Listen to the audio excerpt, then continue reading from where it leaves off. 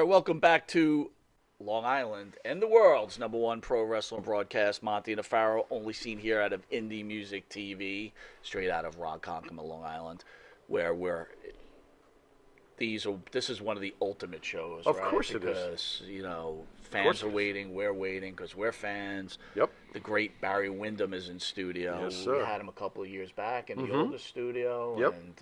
And now we got him back. And, again, I think I've said it a million times that this guy is like in my top 10 favorite wrestlers. Were you up of at all 5 time. a.m. reading PWIs from back in the day? Barry Windham. It wasn't like No? that. But Why it was not? like, but being the do you WWE mean? guy, Yeah. when he was down in Georgia, it was like, Yeah, the dude was badass. absolutely. All the angles. Yeah. Remember when we saw him in Florida for the first time? I was off just, of the I was just going to UHF? say, he's from my earliest days of like doing the UHF, but hoping that there's not too much snow on that screen.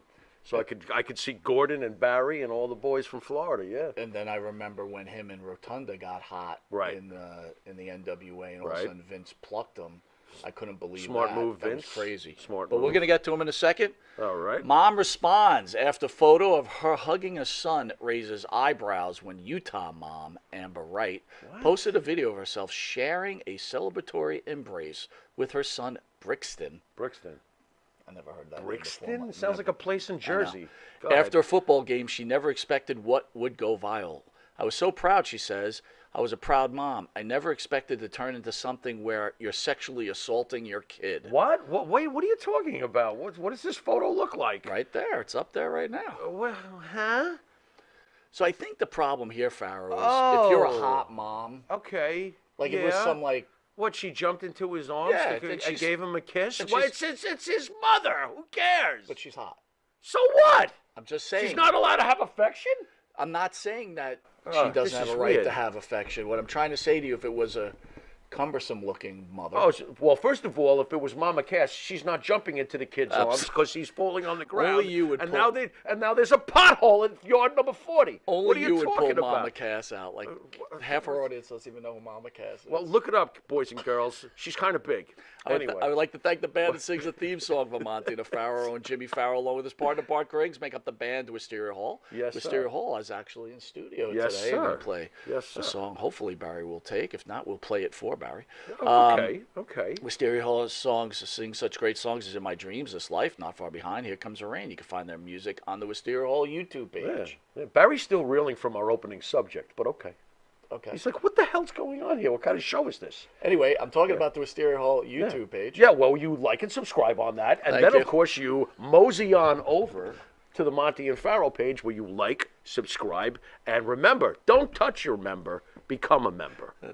You just got that last week. Good job. Yeah, I like that. That was very good. That's a new one. Download their music on Spotify, Apple Music, and Reverb Nation. If you didn't know it, you are watching Long Island's number one pro wrestler broadcast. And the world's. Monty DeFaro, and the world. Yeah. Catch us on the Monty DeFaro YouTube page and Monty DeFaro Facebook Live page. Hear us on iHeartRadio, Spotify, Anchor, the Monty DeFaro Twitch TV page. And if you're lucky enough to live in New York, Lucky enough. which we were speaking to Barry about, which he seems to have lived all over the world, He's which is been pretty cool. here, there, and everywhere. Channel 20 every Tuesday at 7 p.m. and Channel 115 Tuesday at 9:30 p.m. and Saturday at 11:30 a.m. There and you go. Channel 20 at Tuesdays at 7 p.m. Gotcha. And I keep reminding everybody, go to this new app, Intuitive.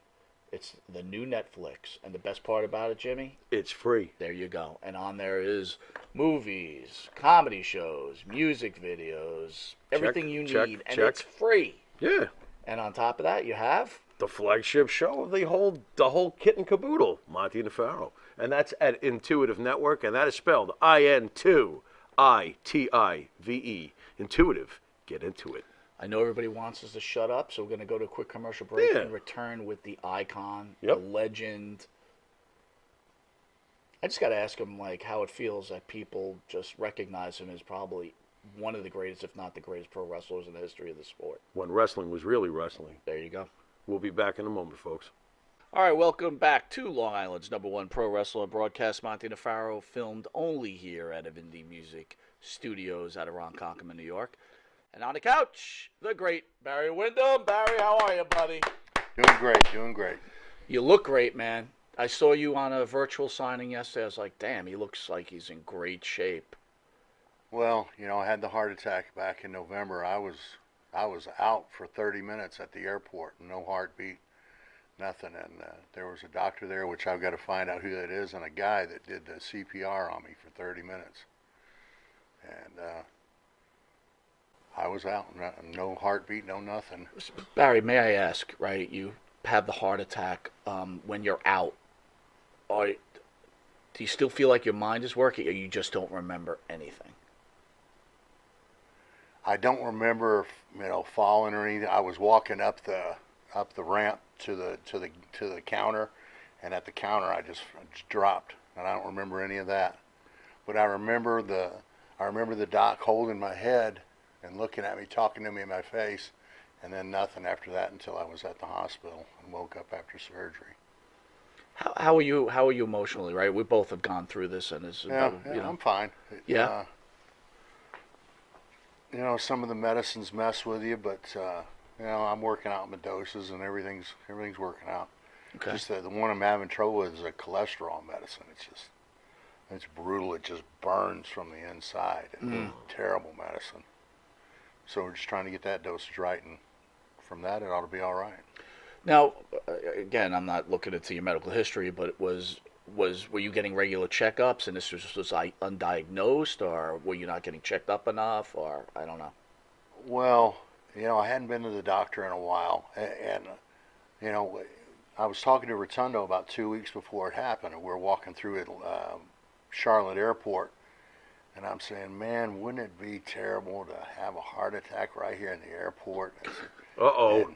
Bingo. You spoke it 2 out weeks loud. ago. What'd Yeah. you do that But for? I mean, I felt it because we were carrying our bags, and we had to go from all the way one end to the very opposite side of the airport. You felt something. Yeah, and I was like, whoa, just out of breath. My legs were gone. So I mean, I knew something was going on, and I just started back on some blood pressure medicine, but it just didn't help. Just had that 100% blockage.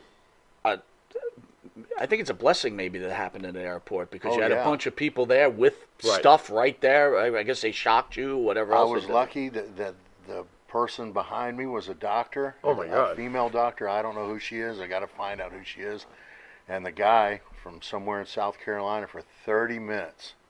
I mean, my ribs were separated, and I couldn't lay down and sleep for 2 months because my ribs were so beat up from him Yeah. Right. mashing me. But I mean, they got to be really vigorous with that. Yeah. So I could just imagine what I look like out there. It's tubby shit just bouncing around, pressing on my chest. But And I think you told me they put a stent in, right? So they didn't Yeah. have to crack you open. They went right through your groin, I'm Yeah. assuming, right? just put a stent in, and that was just had the one blockage. Wow. And, And the rest of the arteries were good. yeah. How does it feel that the wrestling world, everybody, was just so sad when it happened, but so happy, and the love, and I'm sure you got people visiting you and everything else. How does that make you feel? Well, I really didn't know, that anything was going on. I wasn't looking at Facebook or anything for about, I'd say about 3 months. Probably March. I was just starting to get up and get around and get up on my feet. But my niece started a GoFundMe page, which paid a bunch of my hospital bills. But now I've got insurance after I had the dadgum thing. Then I figure out, just stuff you never think about. Right. You just take for granted. And so I got a lot of things straight now. Well, I got to tell you, I know we're glad you're here with us, and Oh, yeah. you were in our prayers when it happened, and you know, Yeah, I had a lot of prayers for me. well, God bless. That's really important. All right. Let's move on to, your reputation in this business. I'm not sure how you feel about it, but I want to ask you about it. But, from the Ric Flairs to the Arn Andersons to Mike, myself, all the fans, you really have a very, very impeccable reputation and are really loved and remembered as one of the greatest, clearly top 10 to many, many folks. What do you attribute that to, that you've been so fondly remembered? Was it just doing the right thing over the course of your career? Or, how does that make you feel knowing just how respected Barry Windham really is? Well, just in the ring, I guess one of the main things that sticks out in my mind that Eddie Graham said to me, he said, you have to work a shoot. Like you have to go into a match like it's a real fight, and then you work a real fight. And I took that and I applied it, and I just thought, and then I thought about selling and all that, and it just, and I had really good teachers down there in Florida too. They had so many guys come through there, Morocco, LeDuc, the Ortons.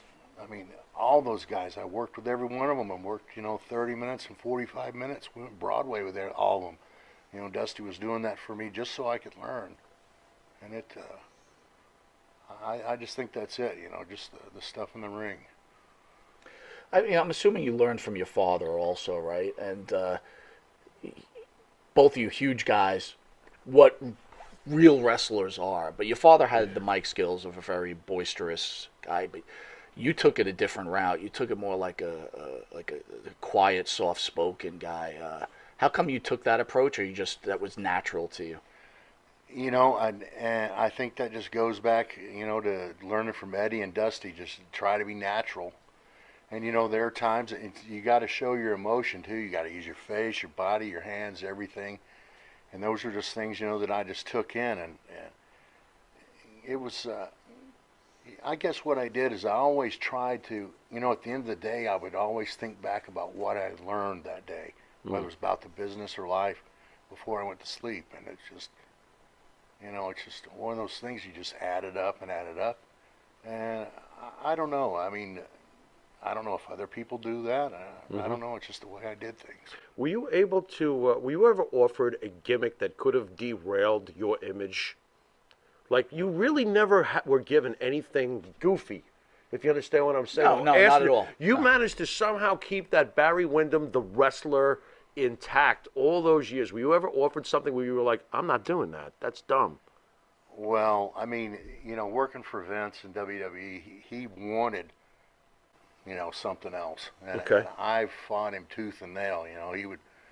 I was wearing all the camo stuff, but I was wearing my boots underneath it, or I had my hair blonde, or, just always. And, I think that's why Vince didn't really go with me, because I was always just kind of defiant. Okay. But I was still there and did my job. But, do you remember any, I'm sorry to press, but I am curious, do you remember any particular one with Vince where he was like, okay, wear this? Was there any particular one? Well, I would probably think the Stalker, right? Yeah, that was a Stalker. That was okay. a Stalker. Okay. And I don't know, maybe Pritchard, that was his idea. I don't know, but anyway, I felt it was kind of a rib. Right. And just maybe a little payback for, for leaving before. But oh, so you think that's payback when Interesting. Why did you leave when you guys were so hot, you and Mike? What made you leave the WWE? Well, I mean, we had been in Florida before that, and we were home every night. And then we're there, and, it was 3 months on the road, never home. Yeah. 96 days, I think, was what we went, 92 or 96, without going home. We might have had a day off on the road, but there was no way to get home. And we were in Baltimore, and Rotundo just flipped out and lost it. We were all down in the red light district, and all the guys were there. They had their Lincolns. And they ended up playing Ram cars with Lincolns. And I guess Rotundo had rented the car. Anyway, he jumped out of the car and left me there with the car. I went back to the hotel. He was gone. Just left. He had flown home that night. He just flipped out. Just had enough. So I went to Boston the next night and worked with S.D. Jones, and Chief J. Strongbow was there, and they called Vince, had Vince on the phone. I said, no, I'm going home. Mike's home. And I didn't talk to him again after that. And it just, I just think it kind of hung with him. Which it would have too, if it was been me. But he just ran guys ragged there. Yeah. Drugs were rampant. And it was... Not for you. It was a great time, but it was a bad time too. Right. I gotcha. Right. Yeah. I gotcha. I mean, you guys were crazy over back then. It was like, forget about it.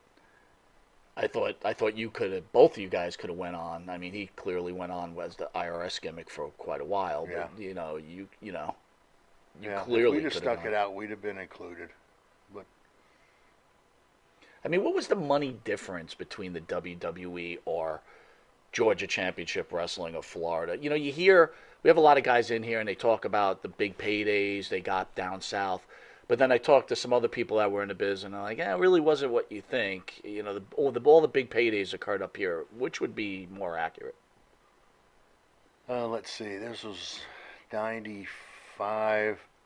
I think Mike and I made about $225,000 that year, which, Wow. to us was a lot then.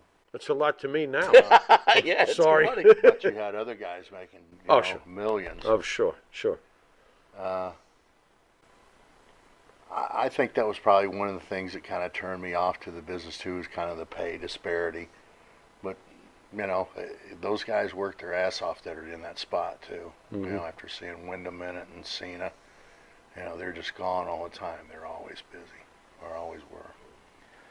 Yeah, I think you have to make that conscious decision that you're going to marry the business in order to be that successful, right? Yeah, you gotta go with it 100%. You know, Barry, Past that point. yeah, no, I get it. It's a tough time, but I got to clear this off the table. You lost your nephew recently. Yeah. You want to share your thoughts about what's going on with your family, and I mean, for wrestling fans, obvious a sad time, but I mean, my heart went out to you, your family, and the Rotunda family. It's just a shame. Yeah, it's still pretty hard to talk about, but I mean, he was just such a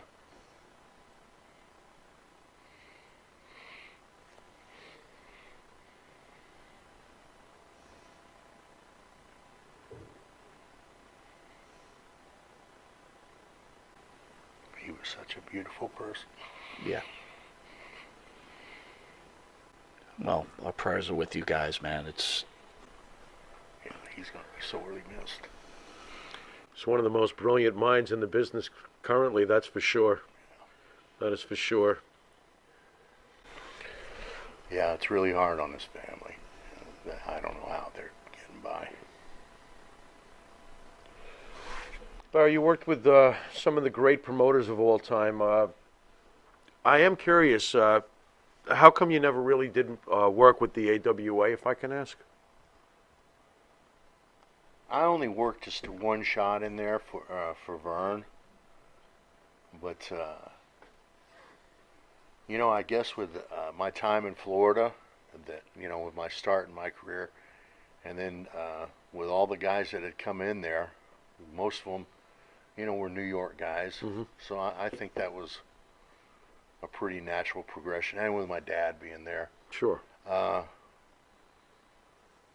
never really talked to Vern or about working there or anything. It was just the one shot that Rotundo and I did when they ran the Dome. We worked against Stan and Steve. Mm. I never worked Memphis territory either, or the Northwest. Any reasons why, or just wasn't in the cards? I think I was just tied up where I was. Right. Yeah. Interesting. What was your impression of Vern Gagne, even though it was brief? Well, I was little when I was around Vern when I met Vern. I met Vern and Andre the same day, so. Okay. So I had a definite bigger impression with Andre. Yeah. But I remember meeting him. How did you get along with Andre? Were you guys? You were younger, obviously. Yeah. Whenever Andre would come in, he would travel with me in Florida. Mike Graham had a big old Cadillac limousine, and I would drive Andre around in that. I guess because he worked with my dad, he Right. knew me, so he felt comfortable with me. But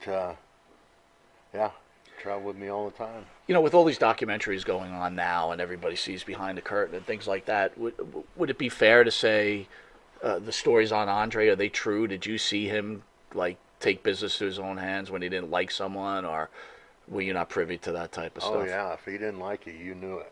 Really? Yeah, he didn't like Savage. Mm. Let's see, somebody else. Baby oil. Sheiky, right? Yeah. Yeah, he would lay in the chops on those guys. And would you guys be back there like, oh shit, this is Better you than me. Andre, he just didn't like them. He never really hurt them, but he would sit on them and keep them in a spot where they couldn't do what they were doing. You know, Sit on he him. wasn't brutal to him. He was just almost comical to them, you know, I- just to where they couldn't move or something, just trapping them in a corner. Just sit on him. Well, your dad had some great matches against Yeah. them. Well, Yeah. your dad ever tell you any stories? Like, did they ever like get into it at all, or because your dad could hold his own? I'm for sure against Andre. His dad was a skyscraper himself. Exactly. Yeah. Yeah. Murdoch told me a story about, let's see, it was my dad and Murdoch and Andre at Virginia Beach. They were staying at a hotel on the beach, and he said, I think Murdoch started the fight. Anyway, it ended up with my dad and Andre out in the surf, and Murdoch was refereeing, and Andre was holding my dad underneath the water. But my old man told the story different. He said he was beating up Andre. Oh, yeah. That's Murdoch great. said, don't kill him. Don't fucking kill him. And now this from Blackjack Mulligan. Yeah. Oh my God. But they tore up the whole hotel room, and they fought out on the deck and then out to the water. Jeez. You know, growing up with your my dad God. around though, like, you know, you're a kid, right? I'm sure sometimes you like kind of push back, right? You want to be your own. Like with your father, was it push like? back? Well, that's what I'm trying to say. Was your No. father was like, I'm not saying shit to my father. I'm just do what he says. Yes, or what? sir. No, I always just did what he said. He was heavy-handed. So Smart man. Yeah. Smart man. He was heavy. He was heavy. He was heavy. He You was just ain't kidding. big, heavy-legged, heavy everything. God. Yeah. Did you want to be a football player like Dad? I mean, Dad played for the Jets, the Broncos, Blackjack Mulligan Sr. Well, I played up through college. I went to West Texas State. Well, while I was out there, my dad and Murdoch bought the Amarillo territory, Right. and I was right there at school. So NFL I aspirations. think that was kind of by design. I don't know if they did it or Murdoch, but anyway, I started refereeing, Okay. going on the road, hauling the ring, and setting up chairs and putting out posters and doing all that stuff. And it just, I think I got my first check was like $50, and I was, yeah. Yeah. Yeah. Did you have NFL aspirations, though, or did wrestling just basically take over after college? No, it was while I was in college. So wrestling just kind of took over. Just kind of took over. Excellent. You've worked with Vince McMahon, obviously. You've worked with Eric Bischoff a bit. Vince Russo. Can you tell me the difference between these three guys? To you? Your memories? Oh, let's see. Well, Russo, I don't know. Russo didn't like me, and Bradshaw. I think really Bradshaw was the root of Russo not liking me because Bradshaw was just a bully to everybody. Okay. You know, and So that is true about Yeah. Bradshaw. when Okay. we were in the ring in Japan, he would be beating up the guys. They say, "Please tag in Little Blackjack." Tag in Little? Yeah, You want Little? You're the Little Blackjack. Little Blackjack? Good Lord. Okay. Baba called us back.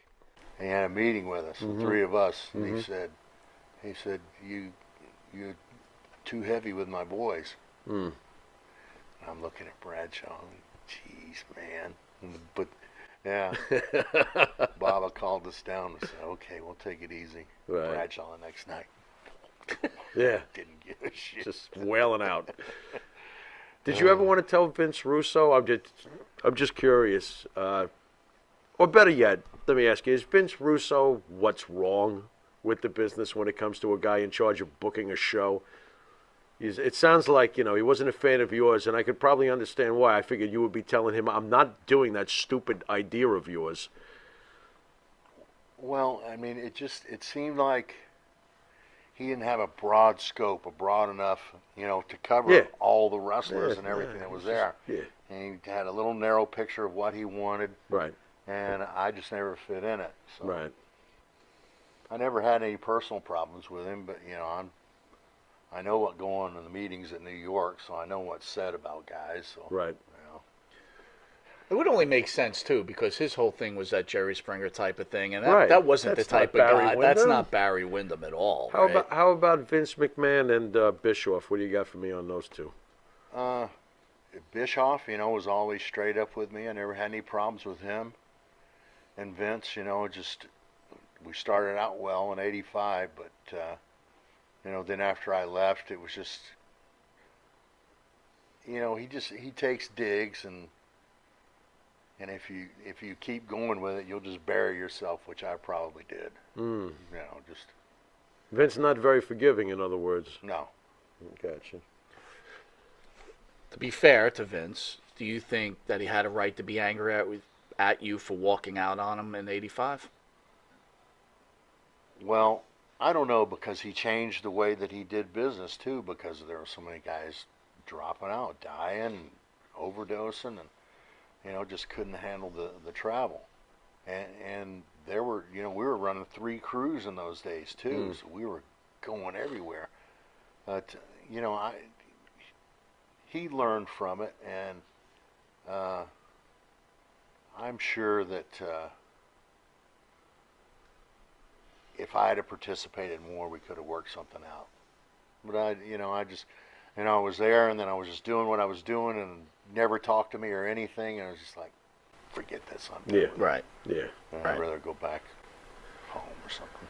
So the WWE right now looks like Cody Rhodes is eventually going to be the face of this company. I'm sure you obviously had interactions with Dusty. Can you talk to us about Dusty, the wrestler, the promoter, and the person? Well, Dusty is. I probably learned as much from Dusty as I did from Eddie. And one thing that I always did, I watched all the matches, and that's something that Dusty told me. He said, watch all the matches and you'll learn it. And I did. It was just one of those things that I did also. There's some guys that are out there doing it. There's some guys in the back playing cards, all night. So maybe that was a difference. But Dusty just, he was such an influence on me that I really can't, give him enough credit, because he was really outstanding, and as a friend and as a teacher, just an outstanding person.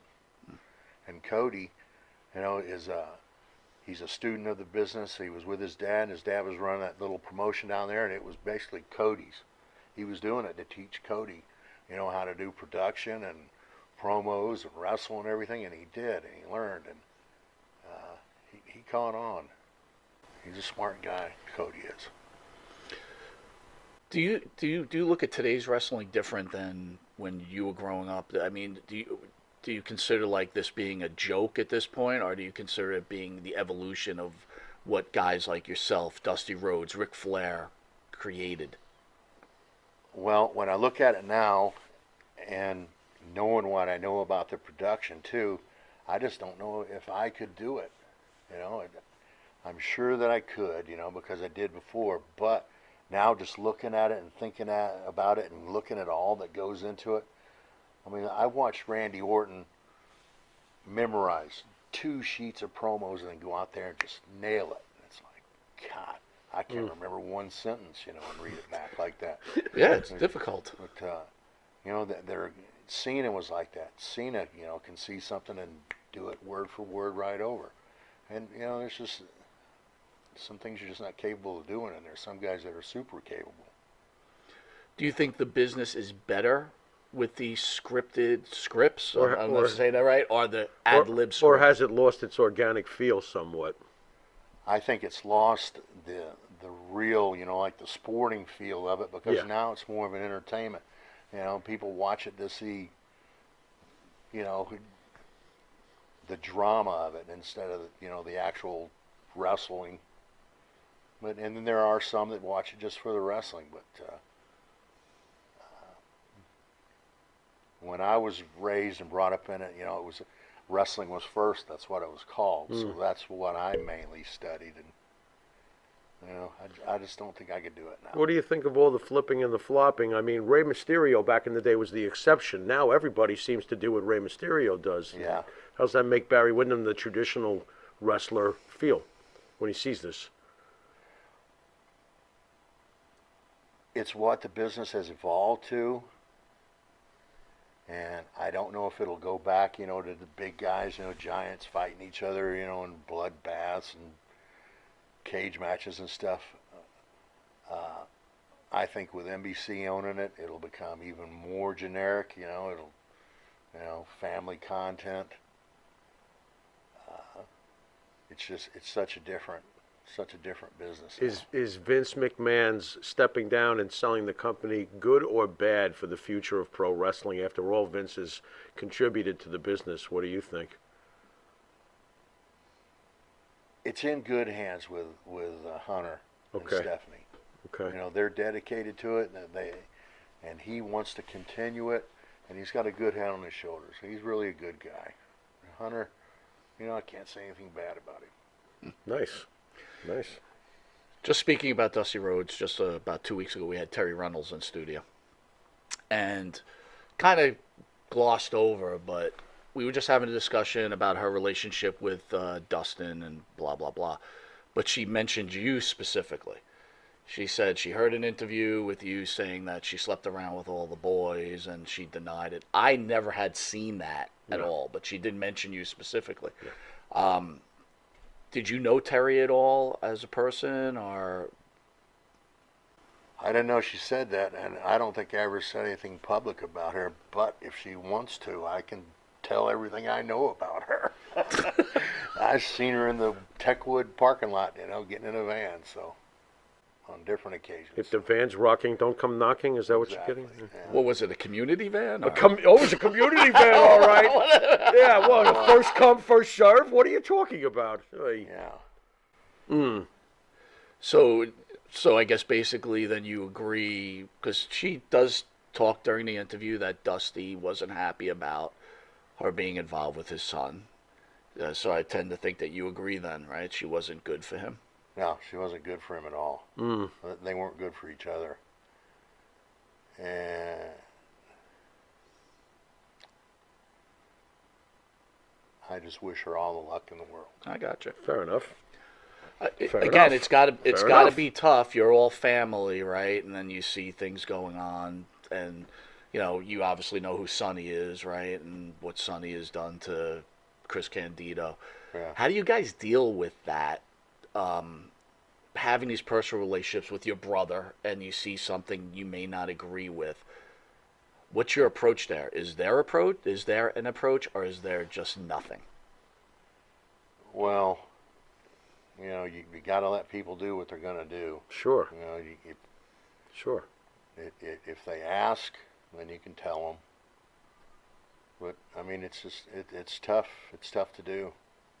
You know, when Dustin was married to her, I never said one bad thing to him about her or anything, and always supported her. You know, and even worked with her. So.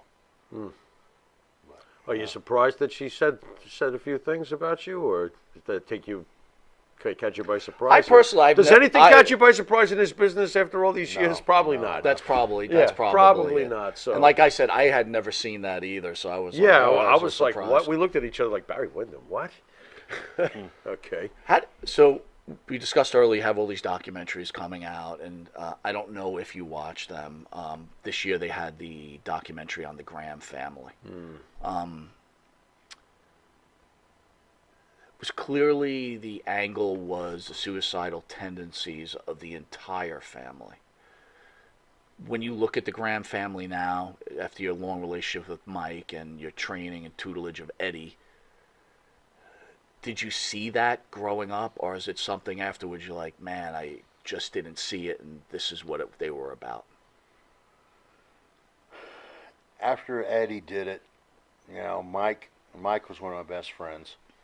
We traveled together all the time, and we went boating and fishing and diving. Mike wasn't the same after his dad shot himself, but when his son did it, Mike was dead set on killing himself. He asked me more than a dozen times if I had my gun in my truck, if I brought a gun with me, if I would loan him a gun, because his wife had taken all the guns out of the house. And I mean, he was a serious alcoholic, and just a few drinks, would make him loopy. And as soon as he would get drunk, he would start talking, fuck, why am I here? I'm going to kill myself. And I guess he just did it that night in October in Daytona. I got really good memories of Mike. He was, like I said, he was one of my best friends. But just after his son had killed himself. And his son, I guess Mike had tried to get his son into the business and as a referee or whatever, and he never could, just click, and never could find his spot to stick in. And he had a bad relationship with a girl, and he just shot himself. So I think that, I don't know if it was, now that you mention it, I think that there's history that Eddie's father killed himself too. So I mean, those things you just don't know. They can be there, they can be in someone's mind and their psyche. I don't know, but just when he's asking you to borrow a gun, and you said a whole bunch of times, at any point did you get like angry at him, like, Mike, snap the F out of it? Oh yeah, I mean, I talked to Mike. So you tried as hard as you could to get through to him. What are you doing? I would hug him. It was just brutal. It was just a tough time on him. But I must have felt helpless. Yeah. Ugh. Yeah. After the occurrence, do you feel like suicide is selfish in a way, leaving friends? Absolutely. I was pissed off at him for 5 years after he did that. Must have been. It's just, why? Motherfucker, Yeah. why did you do that? Yeah. And there's no answer. That's the worst part. You don't get an answer. Yeah. Oh boy. Now, how am I supposed to ask him this one? Not to lighten the mood, but this is hard to ask the man himself who's in the family. Okay, rank the Windham family. Where do you rank as the all-time great families? This is an impossible question. Well, I got to be honest. I'll obviously start up in the first. penthouse. I'll start first. Definitely in the top 5 wrestling families in the history of wrestling, without a doubt. Where would you put the Windham, your own family, for God's sakes? What a strange question, but I like it. I do like it. Where would you put yourself, considering the Rhodeses and the Samoan dynasty and the other families? Well, I don't know. I never really thought about that. But, there we go. That would take some thought, I Yeah. think, to really do an honest ranking, but it's all just opinion anyway. Oh, well, of course. We're number 1. Well, there you go. That's the perfect answer. But when you look at it. yourself, you've looked at your career and what you have accomplished. Would you say that you're one of the greatest wrestlers of all time, in the top 10? No, I don't feel that, but Interesting. Can you explain why you don't feel that? I don't know. I guess because I was the one in there doing it, and to me, just sometimes it just came natural, but it was just the way that I taught myself to do it. So I guess different egos handle things differently, and I'm just not that way, and it just, if someone tells me that, I tell them thank you. I'm very gracious, but there's a lot of other talented guys out there. When they gave the NWA title finally, you were able to achieve that. Did you feel that this was your opportunity to carry this company? And were you disappointed when they took it from you that quickly? Well, I knew it was going to be a short time, a year or less that I would have it. But they wanted to get the title back from Japan. And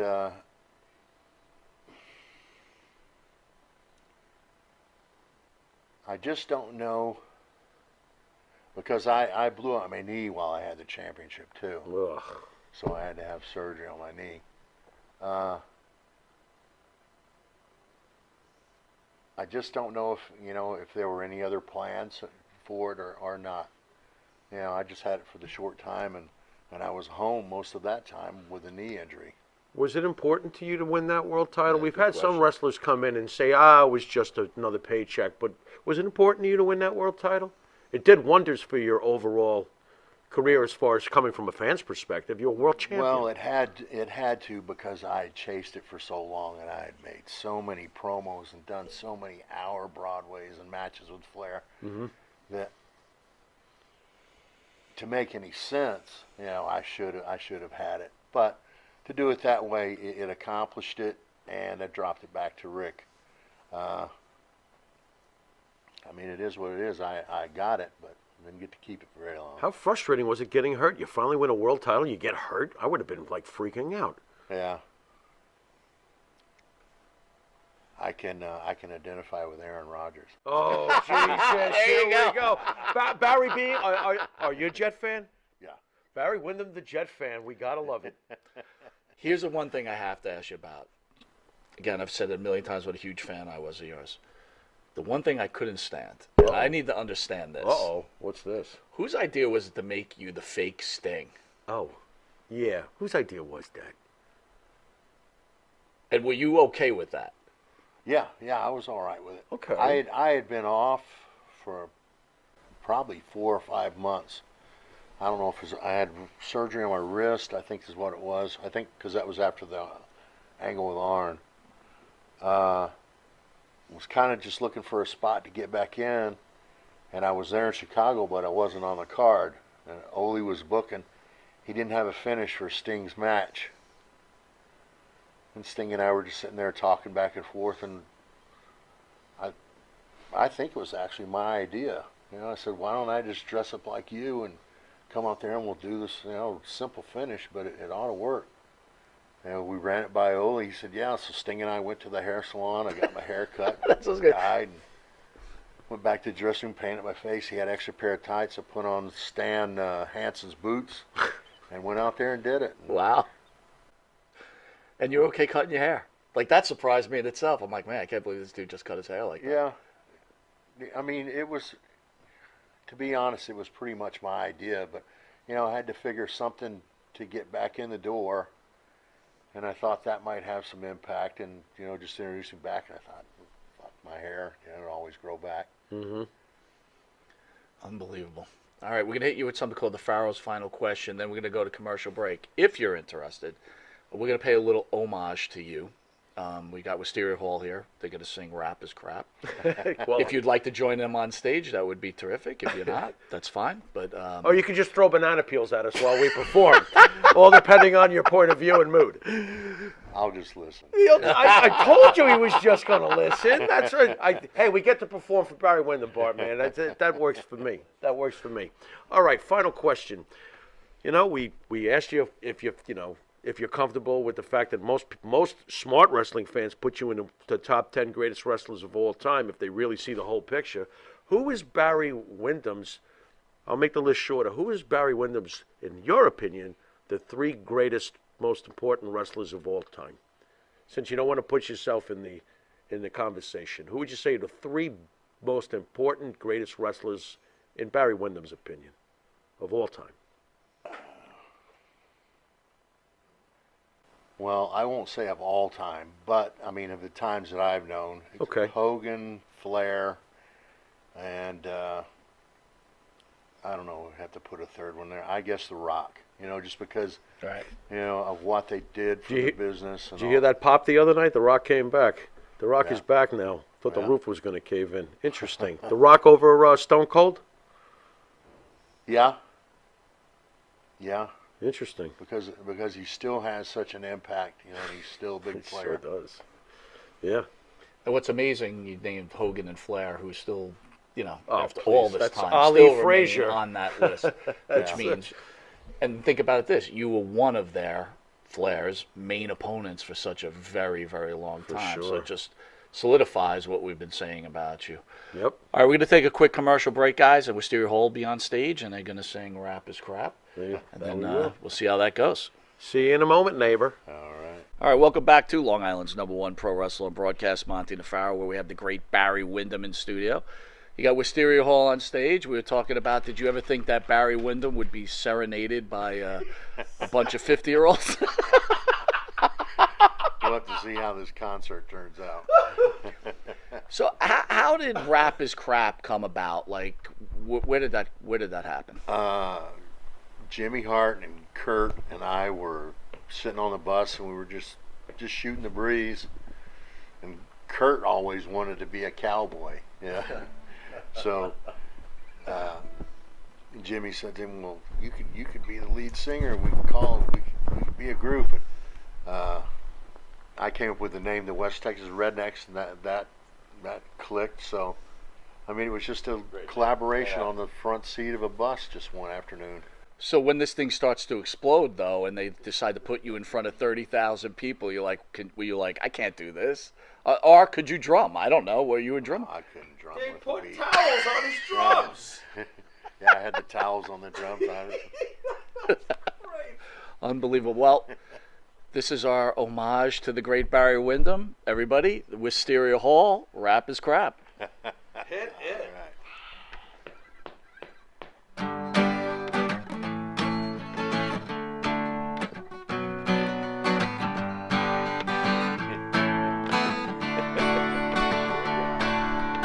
I like country music. I love country girls.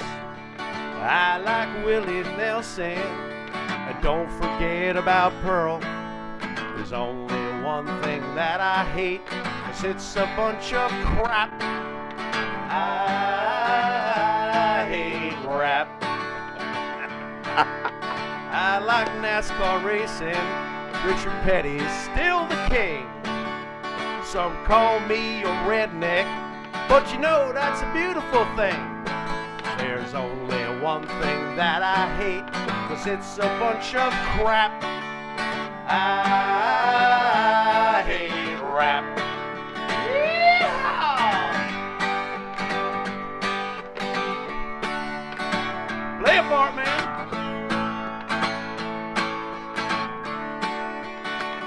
Woo. There's only one thing that I hate, 'cause it's a bunch of crap. I hate rap. One more time. There's only one thing that I hate, 'cause it's a bunch of crap. I hate rap. What is it? Rap is crap. One more time. Rap is crap. Thank you. Fantastic. Unbelievable. Did you ever think you'd come on these interview shows and people would be playing music to you? No. You're used to the old question and answer thing. And now right? Barry is more than ready to go home. Dedication song to Jimmy and Carrie. What? Yeah. What are you doing that for? Long may you run, long may you run, although the changes have come. From your shining in the sun, long may you run.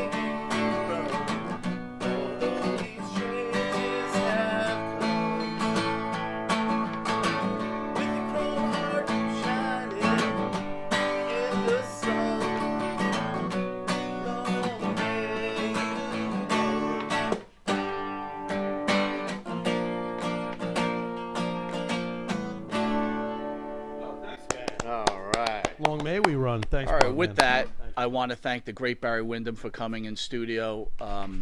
Thank you for all you've done for this industry. Thank you for everything, and thank you from all the fans to you. Incredible. Everybody knows Jimmy's last show was today as he goes to Florida to start a new life. We will see everybody next Thursday with me and maybe a special guest for both shows. And Jimmy, hopefully you get your stuff hooked up, and Jimmy will be through the internet hopefully within the next couple of weeks. Until then, we as a group, the Monty and the Farrell family, will hang in there and we will knock out a home run. Barry, once again, an honor. Thank you. Thank you, Barry. Thank you. You've been watching I Monty appreciate and the it. Pharaoh. And on behalf of everyone here, later. I'm having a wonderful time with Monty Nefero, and I'm gonna put him in a crossface chicken, and he's gonna go down right now. Yeah.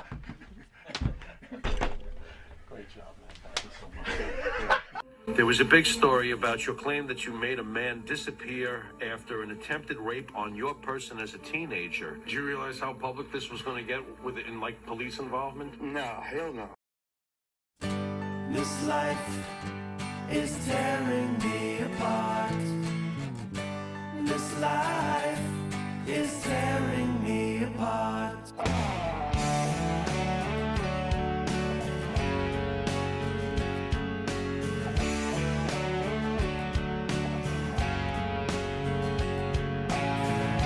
Remember when I was with you? When love was all we really knew. I saw the beauty in this world all around me, and I have tried to understand. You know, I've done the best I can. I miss the love that once was there to guide.